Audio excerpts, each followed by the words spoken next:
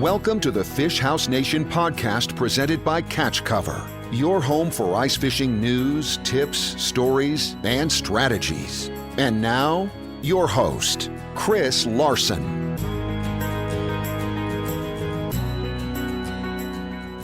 Hello and welcome to the Fish House Nation podcast. Our guest today is Jenny Anderson. She's a digital creator and outdoorser, and she is evoking inspiration and wonder through the beauty of the great outdoors. You can find her at girlof10,000lakes.com or on Instagram and Facebook at girlof10,000lakes. Jenny, welcome to the show. Thanks for having me. And that was my intro. Can you give us your intro. Tell us about yourself and what you do. Well, you pretty much summed it up. That's what I go by on my Instagram if you check it out there. But yeah, I just started my blog, I guess, because I wanted to inspire people to get outdoors and to show that even if you didn't grow up, hunting, fishing, camping, all of those things, which I didn't, it's never too late to discover it, even as an adult, and to get out there. The goal is to just give people a reason to, explore the world around them and take advantage of the resources that we have here in the Midwest. Yeah, I was a angler as a youth, but never had really the opportunity to hunt. Became a hunter later in life. About 20 years old, one of my friends started taking me hunting, and I really got into it. How did you get into doing the outdoors? You said you're kind of a late bloomer when it comes to the outdoors. How did you get introduced? Exactly. Pretty much the same way as you, except it was my then boyfriend, now husband. I guess I was first a news reporter in Eau Claire, Wisconsin, and I had the outdoor beat unofficially. So I covered a lot of outdoor news at the time. So like a lot of DNR, laws and safety things. And then hunting comes around. We talked about deer numbers and that sort of thing. So that was my introduction to the outdoors. And then I met my husband, and he was starting to do a little bit of ice fishing. It was sort of his maybe second year of trying it out, with his first time getting his own gear though. So we went gear shopping, got an auger and did all that, and then we went out to Lake Eau Claire and we looked up a depth map and gave it a go. And the first time I went ice fishing, I caught a big walleye. It was about 28 inches on Lake Eau Claire, and literally like no one around us was catching anything. So Nick was like, this is lucky. Like, you're either really lucky or you're really good. So I went with it, and now I'm still fishing. Yeah, that's awesome. Well, that's what we talk about here on the Fish House Nation podcast is ice fishing. And we wanted to have you on today to talk about your Wheelhouse. You call it the Lil Hotdish. It's an incredibly unique house. Can you tell us kind of how that whole process got started, going from your first fish on Lake Eau Claire to getting this fish house? Sure, yeah. I mean, we started with just a standard pop-up tent shack, and it did the job. We had the heater, but we really wanted to be able to spend the night on the ice because we, dedicated almost every weekend to going ice fishing. But the fact that we'd have to find a hotel every time or come back home, it was a waste of time and also a lot of money. So we thought it's time to look for our own. And we also wanted to go camping, and we've seen people hauling around the ice castles in the summer to make use of it during camping, and which is great. You should make use of whatever you have. But I really wanted something that looked like it was made for camping as well. So I wanted a vintage camper and a fish house that cranks down, which was a tall order. But I kept an alert on Google Alerts and Craigslist, and anytime anything with fish house or crank down or vintage camper popped up, I would be alerted. And one day I saw one on Craigslist located in Buffalo, Minnesota, and I had to have it. It was ugly. It was, I don't know if you've seen a photo of it when it first got started, but it's like gray with holes on the side and ugly antenna sticking out, and I don't know, it just looks sad. So then I was like, we still need it because you want the thing with the crank down and you want the vintage camper. Like, if you have that much, then you've got it. You can always put some paint on it and do a little remodel. So we went out to Buffalo, Minnesota and talked to this guy and, went back and forth on numbers. And we eventually, I think we got it for about $1,500. And and we called it the meth cooker. Originally, I don't know if I can say that, but that's what it looked like. It looked like something out of Breaking Bad or something very sketchy. But we got it for $1,500, which I think was a bargain. And compared to a lot of fish houses, it still had insulation. It had a heater that functioned. It had 5 holes and rattle reels, lights, a lot of vintage charm about it, and also some updates. So we had something to work with, and it just got us really excited to eventually create the Lil Hotdish. There were a lot of positives to getting it, and there were a lot of vintage cool things, but there were a few vintage not so cool things. And tell us about some of the challenges that you guys had when you went to start working on this. Oh, yes. If you want to test your marriage, you definitely should buy a fixer-upper fish house. So we started, ripping out the floorboards to see what we're working with. All the wood was rotten, so then we had to put new floors in and, create the holes all over again. And then we ripped out the walls, and then I saw something moving. I was like, what is that? And I went back in to take a better look with the flashlight, and it was carpenter ants just everywhere, alive and dead. It was so disgusting. It looked like a black wall and floor just moving around. So I brought Nick over, and I was like screaming, and he went in there, and he's like, we need to get the foggers. And then one thing led to the other, and we got the foggers, and literally it looked like a bomb went off in front of our driveway because we let the foggers go. And of course, this Hotdish was not airtight. So little bits of fog was escaping, and I'm sure the neighbors were like, what the heck is going on? It probably did look like we were cooking something in there. So eventually they all died, I think, and I put a bunch of little carpenter ant little sticky things where they eat it and they die. What is that? Like we're going to call that an ant poison. Trap. Yeah, exactly. An ant trap.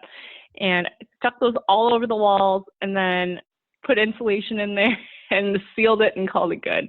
So hopefully whatever was left in there ate the ant trap and died, or got stuck onto the thing and died. And I don't know. We'll see. I hope one day we won't have to open that wall ever again, and maybe there will be a colony already in there. But for now, it's functioning and it looks great. And I feel like most people know this, but if you buy, a fish house or something you trailer on the road, it's always a work in progress because it's moving around. It's on the ice where it's bumpy and going through just crazy amount of snow. So, every year we have to fix something anyway. So I'm hoping the wall won't be one of those things, but we'll see. One of the good things about starting basically from scratch, the way you guys did when you had to tear everything down and put new floors, new walls up, is that you really get to make it your own. And when I look at your Wheelhouse, it is very, very unique. It's beautiful. Can you tell us kind of about some of the things that make your Lil Hotdish unique and what people would see? And we'll obviously have some pictures in the show notes with this, but what will they see if they stepped into your Wheelhouse? Well, thank you for noticing. So Nick is my husband. He kind of gave me free range for the style of the camper because I was like, I'm going to be living in this thing basically every weekend in the winter. Like, I want it to feel like home, cozy. So we took touches of our home and put it into the camper. Like everything that I wanted for our home that I couldn't afford, I put sort of bits and pieces of that into our camper because everything in the camper is a mini version, so it's way more affordable. So we got sort of that, if you know the show Fixer Upper. Yeah. I was actually going to say, it's like if Joanna Gaines moved to Minnesota and made a fish house, that's what it looks like. That's exactly what it is. I would love to take Joanna Gaines fishing sometime because I think she'd like it. I think she'd approve. It's definitely more of a farmhouse flair with some vintage charm.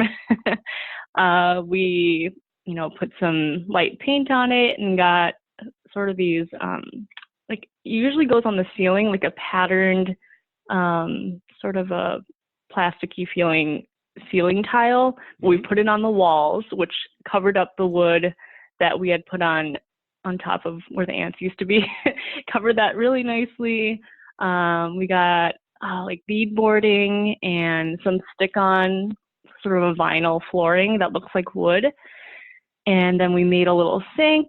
Nick built that just out of some scrap wood we had, and I stained it. And then we got a copper hammered little sink that fit right in there with a pump that you pump with your feet.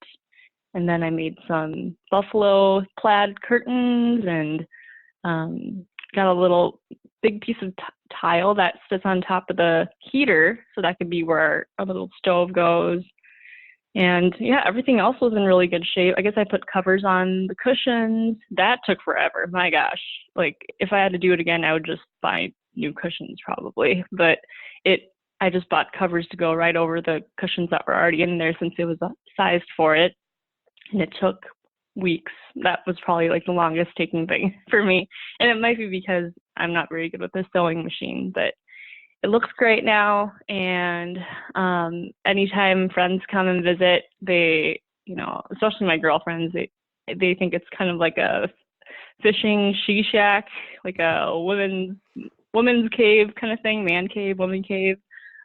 Except we get to fish while we're in there and have some wine and listen to some tunes and stay warm.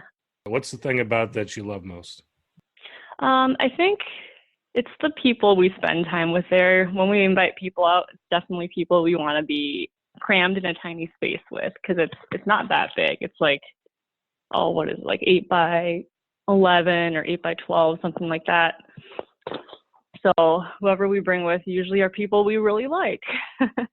And we have lots of good times in there together. And the fact that you can sleep in there and the rattle reels go off at like 5 a.m., that is exciting. Like you'll be sleeping, suddenly the bells start ringing, and you gotta grab the ice chipper because sometimes the holes freeze over and you're chipping away at 5 a.m. with your glasses on because your contacts are out, and scrambling to grab hopefully a big walleye. And that's happened many times. For some reason, the overnight in the Lil Hotdish is the magical time when you catch lots of big walleye.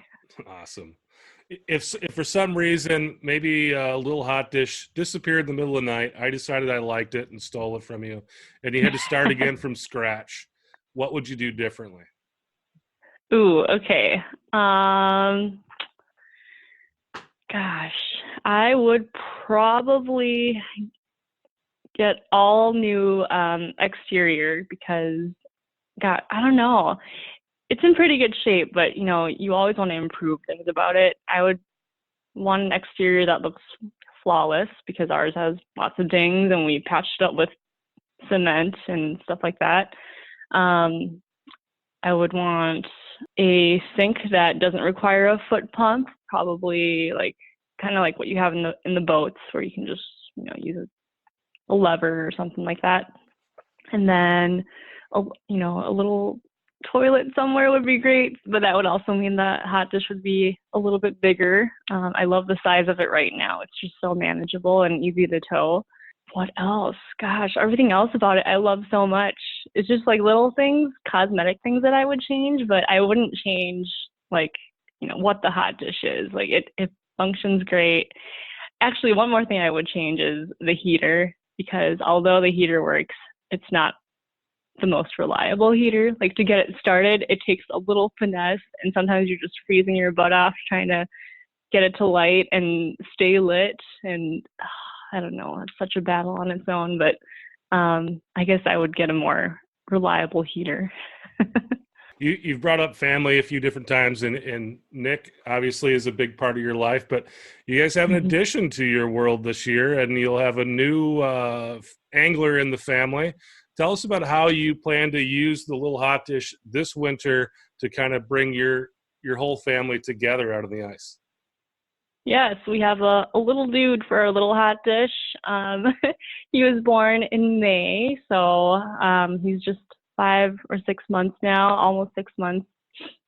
And we definitely realized after having him that we get cabin fever like crazy. Like, we cannot be cooped up at home. So we've been trying to go out and go fishing, whether it's taking the boat out or canoe or whatever. And this winter, of course, the Hotdish needs to be taken out. So we are trying to figure out the best way to bring him along with us. He'll be probably 7 or 8 months old when he's going out. We'll probably make a little bassinet type area for him so he can sleep. And I mean, it's warm in there, so really it's just like being in a house. So I'm not too worried about the cold or anything like that. And yeah, he just needs a space to eat and sleep, and he'll be happy since he's not quite walking or anything like that yet.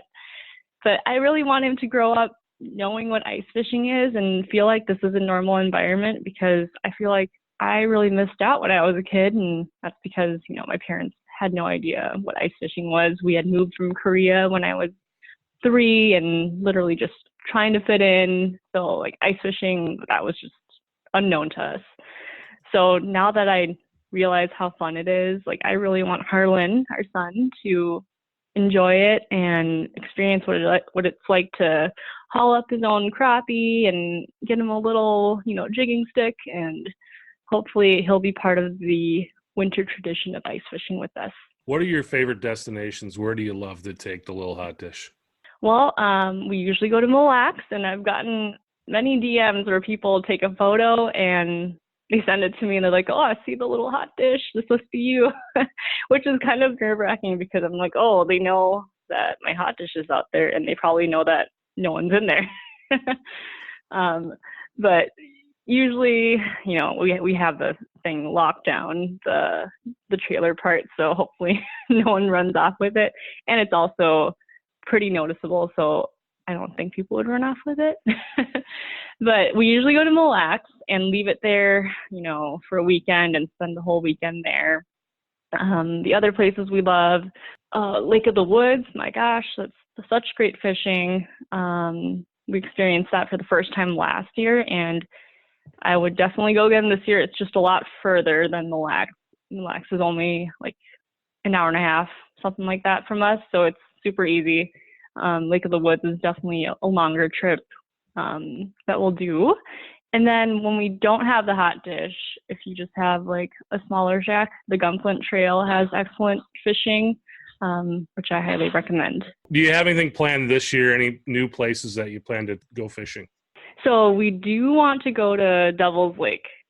I don't know if it will happen this year, but it's been on our to-do list for sure. Everyone's been recommending it, and we've heard great things and how you need to experience it at least once in your life and that sort of thing. So hopefully we can get up there this year. We shall see. Well, it's been a great conversation. I really appreciate you coming on. Is there anything that I didn't ask you that you really want to talk about? If you want a vintage camper that's also a fish house, do the thing where you set an alert or do a search every day for it and be dedicated to it, because it is worth it. It's so fun. It's such a great conversation starter. And people ask us that all the time. Where the heck do you get a crank down camper that looks like that? And it's hard to find. So if you find it, you hold on to that. I guess that's what I would have to say, since it's the biggest question I get. Well, Jenny, thanks so much for your time. And if you want to find out more and see some pictures, you can go to girlof10,000lakes.com or see her on Instagram and Facebook at Girl of 10,000 Lakes. Thank you very much. Awesome. Thank you. If you own a hard-sided ice fishing shack, you're definitely chomping at the bit to get it out there. And I want to tell you about the first annual Shack Slam. This is an online fishing derby with a $5,000 guaranteed prize pool exclusively for hard house anglers. It doesn't matter if you're fishing out of a luxurious wheelhouse or a homemade shanty. If it has hard sides and a hard roof, you're eligible. Simply download the Fish Donkey app from iTunes or Google Play and search for the words Shack Slam. That's 2 words, Shack and Slam. All the details are there. Thanks for listening. I'll talk to you next time. Thanks for listening to the Fish House Nation podcast presented by Catch Cover. For more ice fishing content, visit our blog at catchcover.com.